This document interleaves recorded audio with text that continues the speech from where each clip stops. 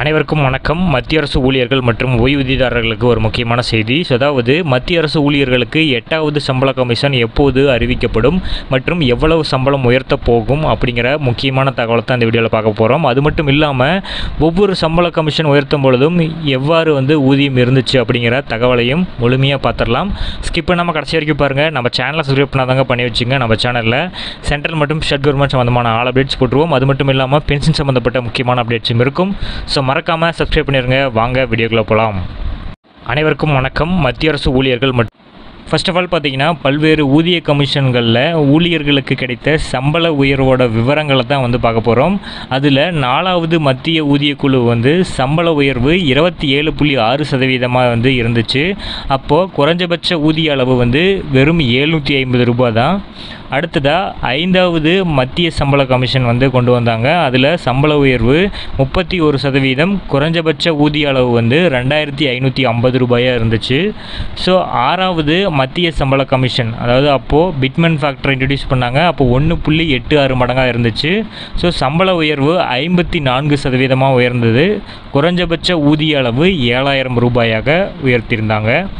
7வது மத்திய ஊதிய குழு பிட்மேன் ஃபேக்டர் 2.57 மடங்காக சம்பளத்தை உயர்த்தியிருந்தாங்க. ஸோ அதாவது இது 14.29% இருக்கும். குறைஞ்சபட்ச ஊதிய அளவு பார்த்திங்கன்னா 18,000 ரூபாயாக 7வது ஊதிய குழுவில் இருந்துச்சு. ஸோ 8வது சம்பள கமிஷன் வருமா வராதா என்பது ஒரு மிகப்பெரிய கேள்வியாகவே உள்ளது. இதை பற்றி பார்த்திங்கன்னா வெவ்வேறு கருத்துக்கள் உள்ளன. அதாவது அடுத்த ஊதிய குழு குறித்து அரசாங்கம் இப்போதே பரிசீலிக்காது என்று ஒரு தரப்பினர் கருதுகிறாங்க. ஆனால் மற்றொரு தரப்பினர் 8வது ஊதிய கமிஷன் கண்டிப்பாக வரும் என்றும், ஆனால் அதற்கான அறிவிப்பு வர நேரம் ஆகலாம் என்றும் கூறுகிறார்கள். ஸோ இதற்கு இன்னும் போதுமான நேரம் உள்ளது என்பது இவர்களோட வாதமாக கருதப்படுது. ஸோ 6வது ஊதிய குழுவில் இருந்து 7வது ஊதிய குழுவிற்கு மாறும்போது ஊழியர் சங்கம் சம்பள திருத்தத்தில் பிட்மேன் ஃபேக்டரை 3.68ஆக மாற்ற வேண்டும் என்ற கோரிக்கையை விடுத்திருந்தாங்க. ஆனால் அரசாங்கம் அதை 2.57ஆக வைத்தது. ஸோ பிட்மேன் ஃபேக்டர் மூலம் மத்திய ஊழியர்களோட குறைஞ்சபட்ச சம்பளம் 7,000 18,000 உயர்ந்துள்ளது.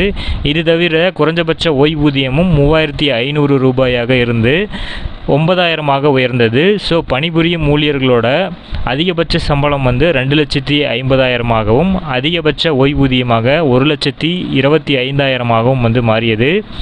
ஸோ 8வது மத்திய ஊதிய குழுவின் பிரகாரம் குறைஞ்சபட்ச சம்பளம் மற்றும் ஓய்வூதியம் அதிகரிக்கும் எனவும், இப்போது 8வது ஊதிய குழுவில் ஊழியர் சங்கங்களின் கோரிக்கை ஏற்கப்பட்டால் பிட்மேன் ஃபேக்டர் 3.68ஆக மாற வாய்ப்புள்ளது. இதன் மூலம் மத்திய அரசு ஊழியர்களோட குறைஞ்சபட்ச சம்பளம் 18,000 34,560 ரூபாயாக மாறும். குறைஞ்சபட்ச ஓய்வூதியம் 9,000 நம்ம சொல்லியிருந்தோம். அதிலிருந்து 17,280 ரூபாயாக உயரலாம். ஸோ இதனால் சுமார் 44% ஊதிய உயர்வு ஏற்பட வாய்ப்பு இருக்குது. ஸோ பணவீக்கத்தால் பாதிக்கப்பட்டுள்ள மத்திய அரசு ஊழியர்கள் மற்றும் ஓய்வூதியதாரர்களுக்கு இது பெரும் நிவாரணமாக அளிக்கும். 8வது ஊதிய குழு அமல்படுத்தப்பட்டால் பிற கொடுப்பனர்களிலும் மிகப்பெரிய ஏற்றம் இருக்கும். இதனால் ஊழியர்களுக்கு அதிக அளவு சம்பள உயர்வு கிடைக்க வாய்ப்புள்ளது. ஸோ பொறுத்திருந்து பார்ப்போம். அந்த அறிவிப்புகள் வந்தவுடனே நம்ம சேனலில் அப்டேட் பண்ணுவோம். அது மட்டும் இல்லாமல் மத்திய மற்றும் மாநில அரசு சம்மந்தப்பட்ட எந்த அறிவிப்புகள் வந்தாலும் அப்டேட் இருக்கும். பென்ஷன் சம்மந்தப்பட்ட அறிவிப்புகளும் இருக்கும். ஸோ மறக்காமல் சப்ஸ்கிரைப் பண்ணி நம்ம சேனலில் பக்கத்தில் இருக்கிற பெல் ஐக்கானையும் ப்ரெஸ் பண்ணி ஆல் அப்படிங்கிற ஆப்ஷனையும் கொடுத்து வச்சுக்கோங்க. உங்கள் நண்பர்களுக்கும் ஷேர் பண்ணுங்கள். தேங்க்யூ. ஃபர்ஸ்ட் ஆஃப் ஆல் பார்த்தீங்கன்னா பல்வேறு ஊதிய கமிஷன்களில் ஊழியர்களுக்கு கிடைத்த சம்பள உயர்வோட விவரங்களை தான்